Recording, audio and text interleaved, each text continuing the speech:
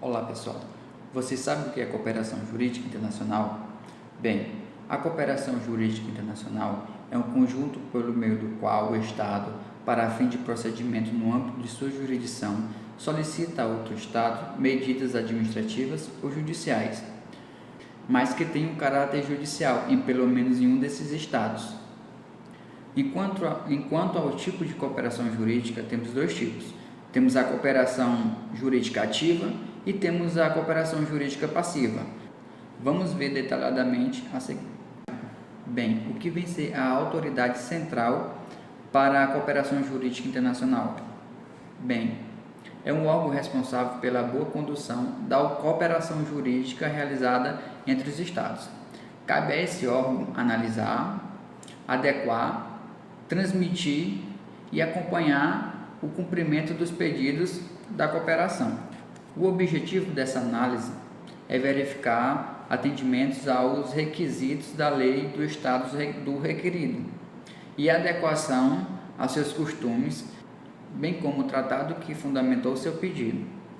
Vale lembrar que o trâmite do pedido de cooperação jurídica pela autoridade central reveste de legalidade a medida obtida, uma vez que garante sua lisura e autenticidade, habilitando-se para ser utilizado como uma espécie de prova válida para um processo judicial. Mas aqui no Brasil, quem exerce essa função de autoridade central? É o Ministério da Justiça, regulamentada nos termos do Decreto 6.061 de 2007. Agora veremos as modalidades de cooperação ativa e seguinte a cooperação passiva.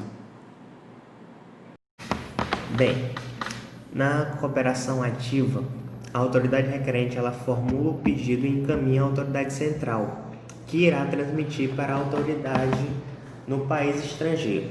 O pedido ele deve ser formulado de acordo com as leis e costumes do país estrangeiro.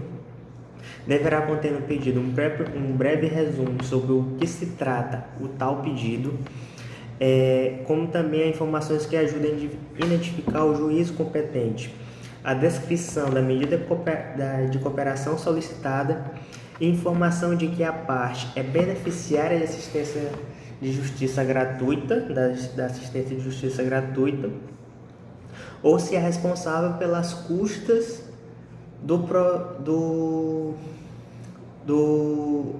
processo no estado estrangeiro, sendo residente no mesmo, e deverá conter procedimentos especiais a serem observados pela autoridade requerida. Com a necessidade de fazer a cooperação jurídica ser mais simples e efetiva, foi criado um formulário a partir de uma sugestão dada pelo DRCI, Departamento de Recuperação de Ativos e Cooperação Jurídica Internacional, que foi construído com base nos requisitos que são mais comuns nos tratados em que o Brasil participa.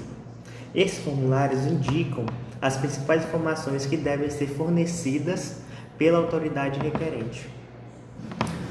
O DCRI tem como uma das suas principais atribuições orientar as autoridades nacionais na elaboração de cada pedido de cooperação jurídica internacional. A autoridade que irá requerer, ela pode enviar por e-mail a minuta do pedido, para que já se tenha uma prévia análise do mesmo. E em casos de correção, mudanças nos termos, poderá ser feita. Esse e-mail ele deverá ter uma resposta de no máximo 2 dias úteis. Em regra, apenas o juiz possui competência para realizar pedido de cooperação jurídica internacional em matéria civil, mas em alguns temas, o próprio particular ele poderá se dirigir à sua autoridade central do seu país para que seja iniciado o processo de formulação do seu pedido de cooperação jurídica internacional.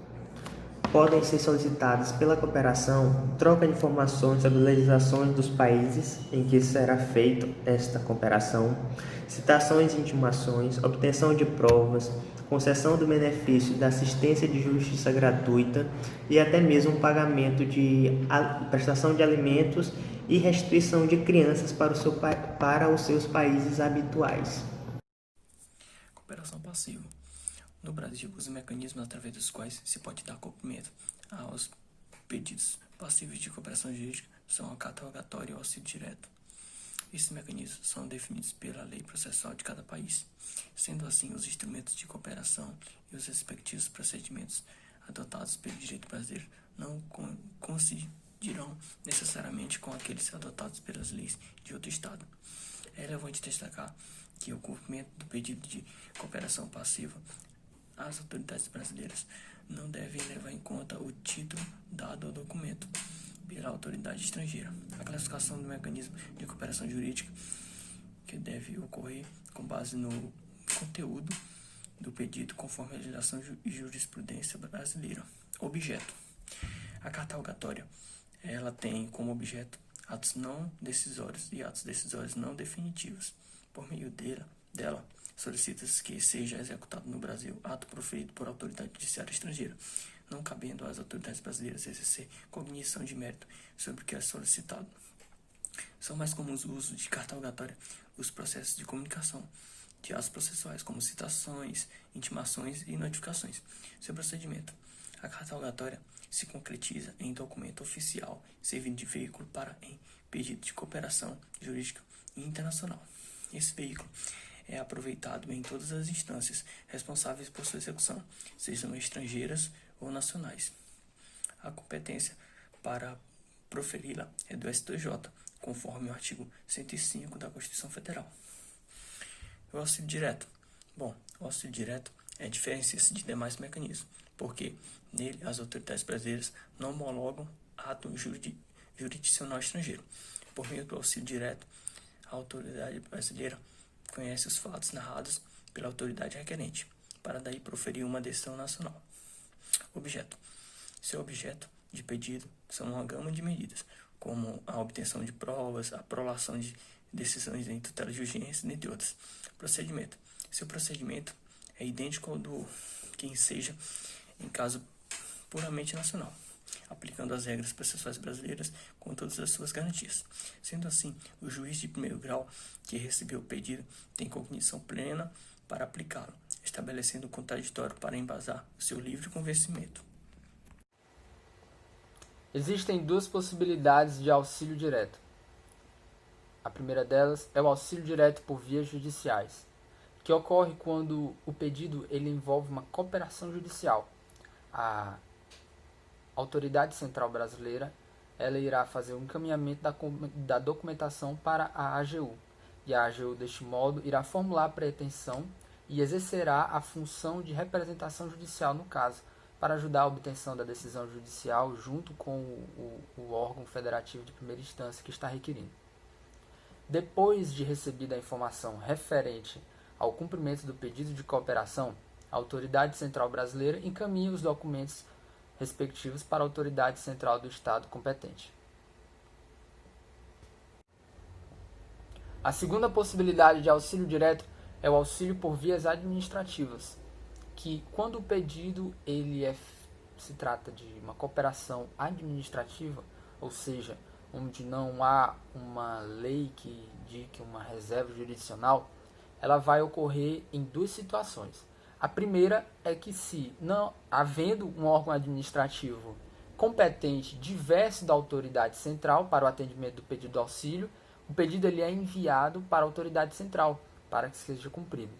O segundo é que, se não houver um órgão competente,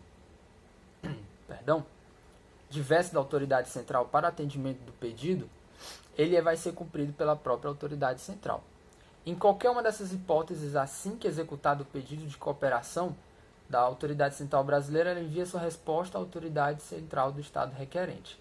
E os pedidos de cooperação executados por meio de auxílio direto são isentos de custos administrativos e judiciais ordinários.